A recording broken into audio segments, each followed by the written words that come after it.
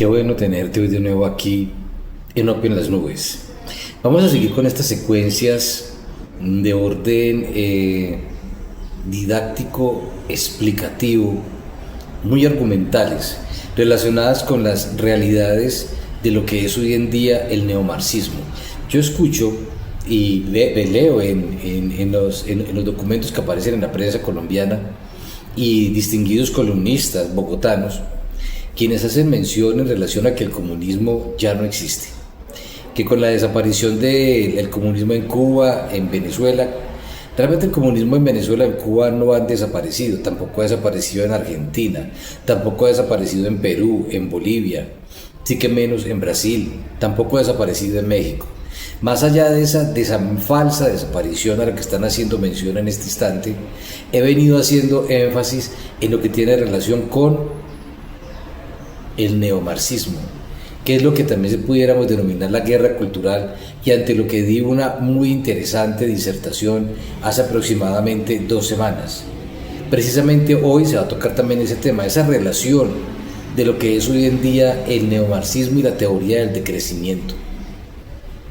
No hay interés en crecer. No hay interés en que una persona que tiene 1.000 pesos tenga 2.000, y si tiene 2.000 que tenga 1.000.000, y si tiene 1.000.000, pero eso tampoco nos puede conducir a la falsa creencia contemporánea de esas personas que salen a venderse como falsos emprendedores y dicen que en 2, 3, 4 meses, 1 o 2 años ya se han convertido en personas generadoras de grandes riquezas y de fenómenos de productividad sorprendentes, donde aparecen individuos, sea en Bogotá, Cali, Medellín, en cualquier ciudad de Colombia, aparecen y en sus correspondientes departamentos, aparecen con unos carros sorprendentemente costosos, cantantes que en cuestión de 2 o 3 años o de 1 año inclusive, sin ningún tipo de talento, creación musical o estructuras cognitivas que permitan entender que a partir de ahí se está produciendo arte o industria cultural, aparecen extremadamente ricos.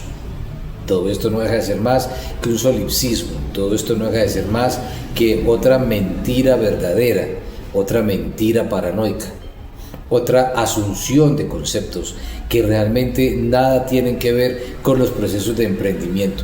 Pero eso dista de lo que yo estoy comentando en este momento relacionado con la teoría del decrecimiento.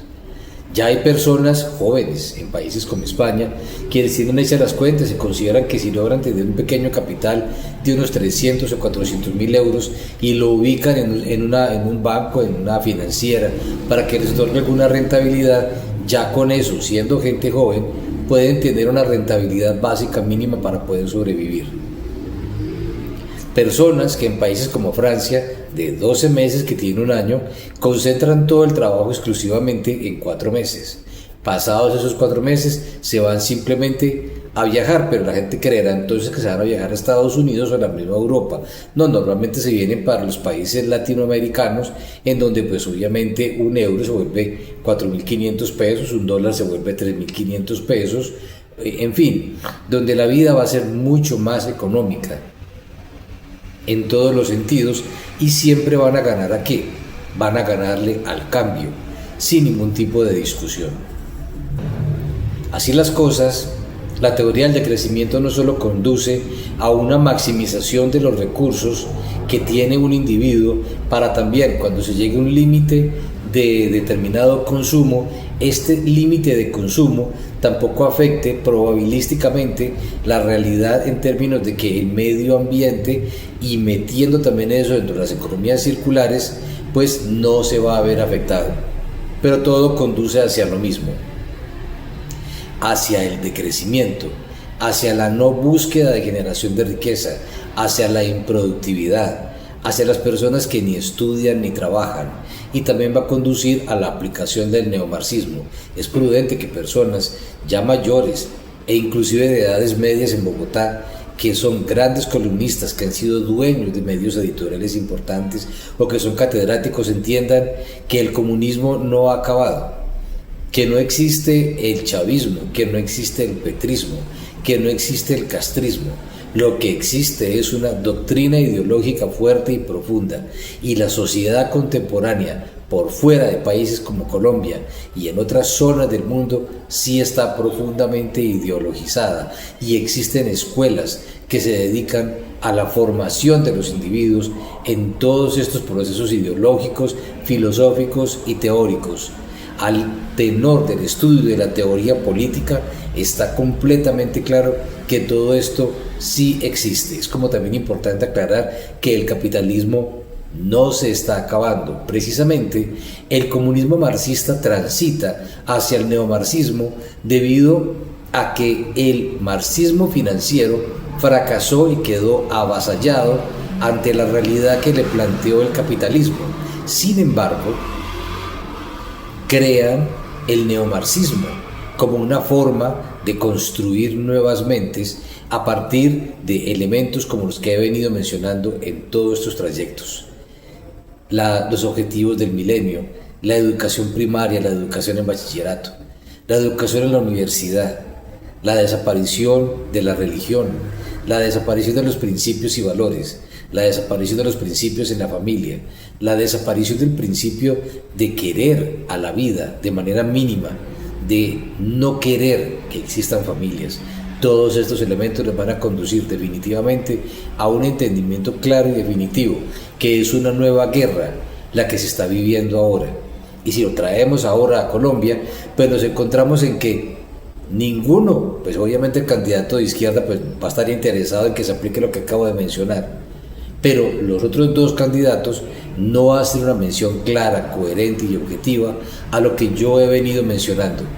Por lo tanto, el desencaje ideológico y la incoherencia siempre me conduce a mí hacia el mismo punto, lo que yo denomino la teoría de la cola de la vaca y la colcha de retazos con la que construyen luego una colcha como tal, como lo acabo de decir, para entonces sea eso convertido en segmentos, en pequeñas uniones, en diferentes ideas, y finalmente no se logra contextualizar nada de manera definitiva, y América Latina sigue siendo lo mismo año tras año, día tras día, mes tras mes. Hay cosas que no han cambiado, algunas cosas cambian, otras sí, dicen en la película Matrix.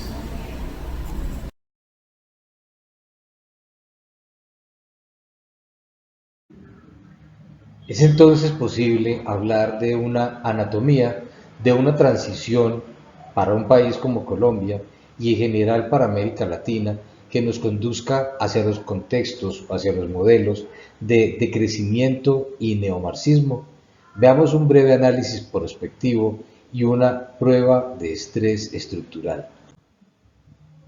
El propósito del análisis busca explicar o mirar a partir de un estrés operativo cómo se van decodificando los marcos conceptuales rectores que manejan las estructuras que ellos pretenden se desarrollen al interior de Colombia.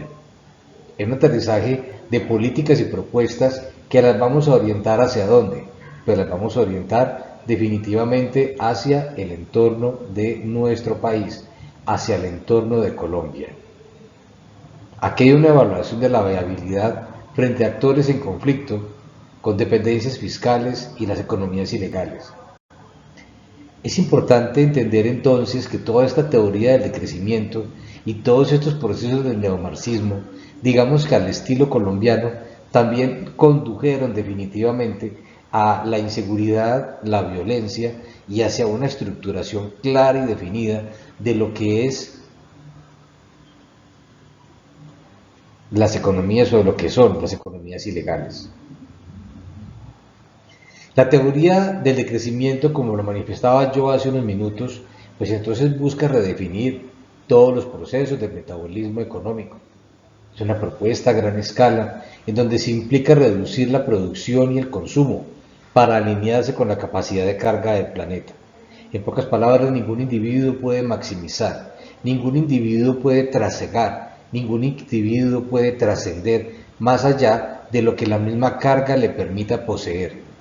Complejo entonces, porque de todas maneras una persona puede tener muchísimo dinero sin que esté destruyendo la carga del planeta, trabajando dentro de las nuevas economías de la sociedad del conocimiento. Entonces, quieren vender la idea también de que hay una suficiencia y bienestar, desvinculando la idea de que la menor escala implica pobreza, transformando culturalmente a una sociedad para redistribuir y reducir conscientemente el consumo. Interesante, ¿ah? El neomarxismo latinoamericano, poder, estructura y territorio. Me quedó muy bueno este subtítulo dentro del contexto dentro de esta presentación. Entonces estamos hablando de un modelo híbrido en donde la política se adapta a las fallas estructurales, inclusive endémicas, que traemos en Colombia a lo largo de siglos, de 2 siglos particularmente. Entonces hay una integración actualmente dentro de este contexto del neomarxismo de las visiones indígenas, luchas sociales de bases y dinámicas postcoloniales. Interesante, ¿no es cierto? Porque la visión del indígena está inmensamente atrás de cómo diversas áreas de Colombia, especialmente las ubicadas en la zona andina, han tenido interesantes procesos y fenómenos de crecimiento, alta calidad de vida en el eje cafetero, paz, digámoslo así, tranquilidad en el eje cafetero, donde ya despunta la ciudad de Manizales como la ciudad más moderna, con la mejor calidad de vida, la más productiva sobre las 3 capitales del eje cafetero, en donde nos encontramos una ciudad con un potencial económico productivo importante como es Medellín, seguida o igualada casi por lo que implica Cali y el Valle del Cauca, cada cual con sus diferenciales y perfiles. Pero entonces, las luchas sociales de base no terminan, porque de todas maneras hay una herencia que proviene de toda esa dinámica postcolonial.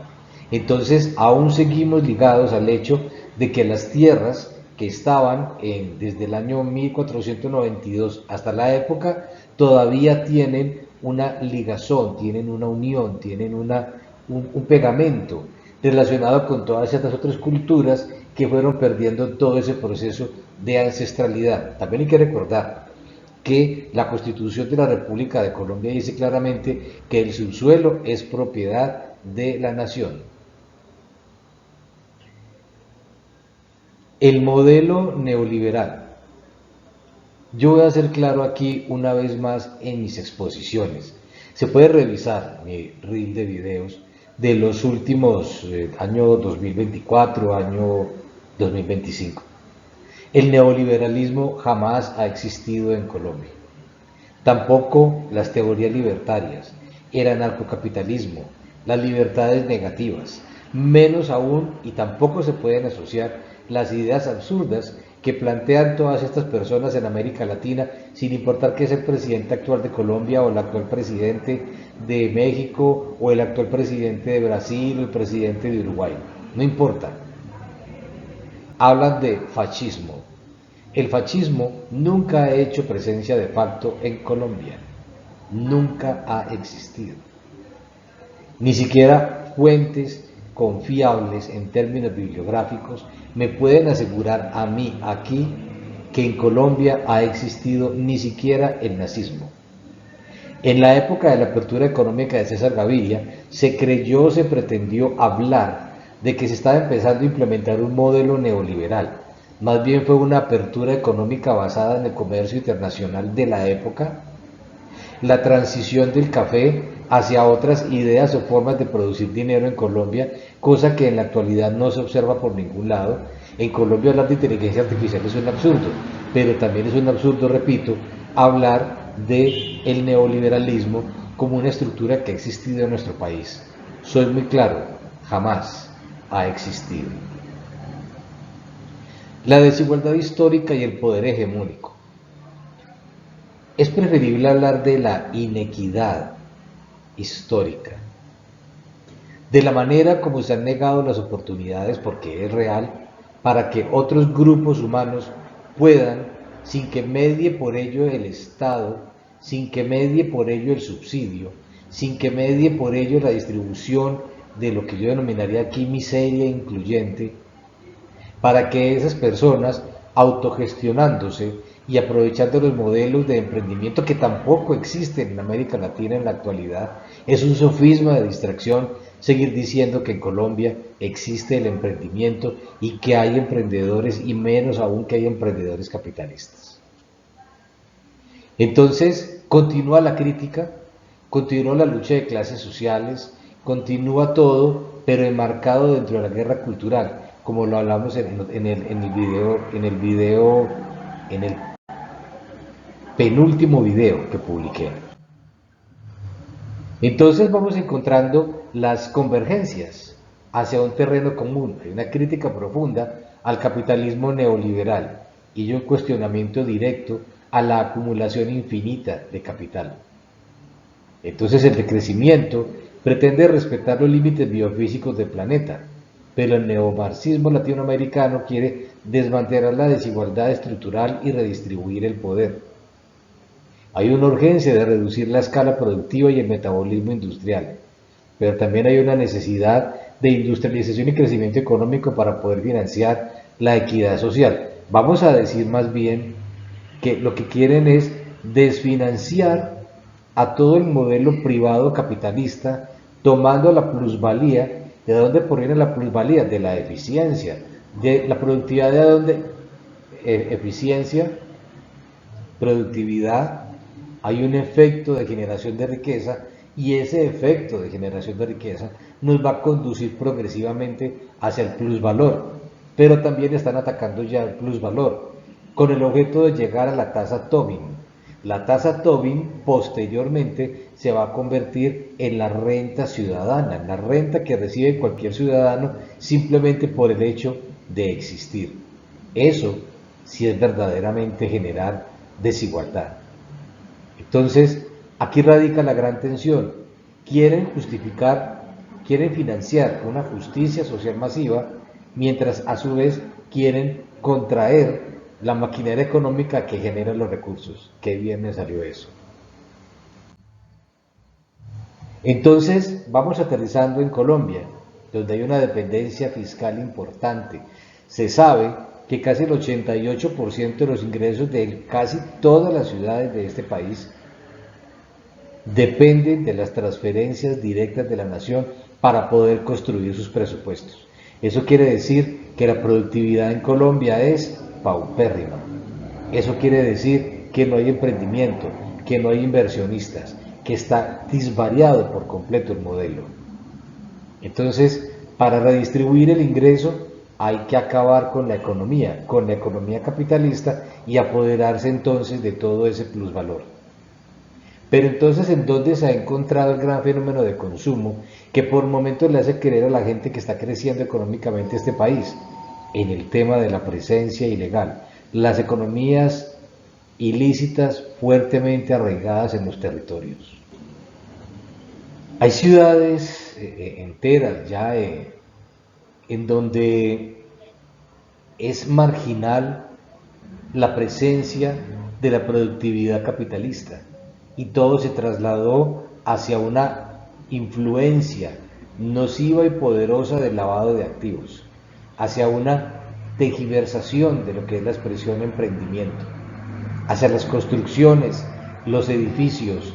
Ahí sí pudiéramos decir entonces que se está afectando negativamente el recurso natural, el medio ambiente. Hay ciudades en donde, bueno, es que en todas las ciudades de Colombia deben haber 10 árboles por cada habitante. Existen ciudades en donde no hay ni siquiera 0.5 árboles por cada individuo, y donde los parques y las reservas forestales y las zonas de amortiguación en las ciudades son ya prácticamente inexistentes. Clavan ahí unos bloques y colocan pajaritos para decir que la gente va a convivir en medio de la naturaleza. Pero eso es un derivado también precisamente de todas estas economías ilícitas. En pocas palabras, se está perdiendo el sentido de la producción. No quieren producir, no quieren trabajar para producir, no quieren generar plusvalor. El comercio no genera plusvalor. De hecho, el comercio desintegra la posibilidad de que haya una productividad mediada no únicamente por la mano o sea, la mano, el capital y la tierra, los principios básicos y fundamentales de la economía. Hoy también tenemos que hablar del intelecto y de cómo ese intelecto dentro de la sociedad del conocimiento es capaz de interactuar con los nuevos retos que nos está planteando la inteligencia artificial. Pero eso ya estar hablando de casi 200 a 300 años de diferencia en lo que ya están los norteamericanos y los chinos fundamentalmente. Entonces, todas estas fuerzas, todos estos movimientos sociales están ¿en qué? En constante fricción contra las élites económicas, pero también contra las instituciones estatales que pretenden que haya un modelo de orden dentro de un sistema que es altamente volátil. Cada actor quiere influir en la estabilidad y la dirección del modelo. Entonces, esta reforma choca con la resistencia institucional, mientras las economías ilegales actúan como agujero negro que desestabiliza cualquier avance territorial. Interesante, porque esa es la realidad. Quien vaya a llegar a la presidencia de Colombia no meramente va a tener que invertir el 4% del valor del Producto Interno Bruto de Colombia, que son aproximadamente 2 trillones de pesos, meramente en reforzar el aparato militar de este país. Estamos ante un reto mayor, estamos ante una estructura cultural debidamente definida y modelada. Estamos ante una idea de sociedad comúnmente aceptada por todas las personas de este país. No sorprende entonces que en las ciudades capitales, como también en capitales pequeñas, en el eje cafetero sobre todo se da en Pereira, en Bogotá ya se está volviendo costumbre diaria, Cali no ha podido superar eso, en donde aparecen personas bajo el manto del emprendedor y pues lo que vemos es violencia fuerte. Matan, hieren o agreden a personas que tienen un negocio y salen a defenderlos todos sus trabajadores debidamente armados. Pues yo pienso que es tontería hacer una explicación al respecto. La cascada del conflicto entonces busca que haya un empuje legislativo y una tensión regulatoria. Hay una reacción cuando se presenta el choque económico, lo que genera una fuga de capitales y una contracción fiscal. Pero ya no es meramente una fuga de capitales, estamos hablando de que cientos, miles de personas han salido de Colombia en estos 4 años. La ruptura política del país es inminente, pero no porque existan procesos diferenciadores en los modelos de la tan temida polarización cuando se está hablando de política. Es que tiene que haber polarización, puesto que si no hay presencia de ideología, si no hay presencia de teoría política, si no hay presencia de filosofía política, si no hay un discurso, es imposible diferenciar entre quiénes, pues entre el uno y el otro. Entonces, por eso la izquierda siempre va a ganar, porque van a decir siempre que tienen un bloque, una estructura claramente definida. Entonces nos encontramos con que el desafío, independientemente ya también de la mención que acabo de hacer a la inestabilidad social, económica y competitiva de este país relacionado con las economías ilícitas, va hacia un modelo de vectores principales que empiezan a hacer un énfasis en justicia social, priorizando la reparación y la equidad, motivado a través de una transición ecológica que busca implementar estrictamente principios de decrecimiento en sectores extractivos, pero también en sectores relacionados con las economías tradicionales o también en las nuevas economías. Entonces, esto nos conduce a que haya un reformateo, una nueva forma de cómo se estructura el poder en nuestro país y cómo se define a través del Estado. Sin embargo, entonces volvemos a lo mismo, se está amenazando al mismo Estado que pretende no ser de bienestar, un Estado de bienestar no es ni meramente lo que plantea en América Latina. Encontramos ahora entonces que debe existir estabilidad económica, para mantener la recaudación fiscal y el grado de inversión. Entonces pretende que con ello haya justicia social dentro de un modelo de sostenibilidad ambiental. ¿Será acaso que lo que yo estoy diciendo aquí no se va infiriendo de los discursos que ha planteado el actual presidente? ¿Y hacia dónde pretendería quien lo quiere suceder en esa presidencia? Es hacia lo mismo, ¿no es cierto? Pero ¿hasta qué punto también el capitalismo, el modelo económico, las estructuras organizacionales que rondan, que giran en ese contexto, serán entonces capaces de sostener eso? Porque entonces vamos hacia la inestabilidad fiscal, vamos hacia una exageración relacionada con principios ecológicos que, siendo vitales e importantes, el fracking es muy malo definitivamente, pues también tiene que existir un equilibrio para que la sociedad pueda existir y pueda subsistir.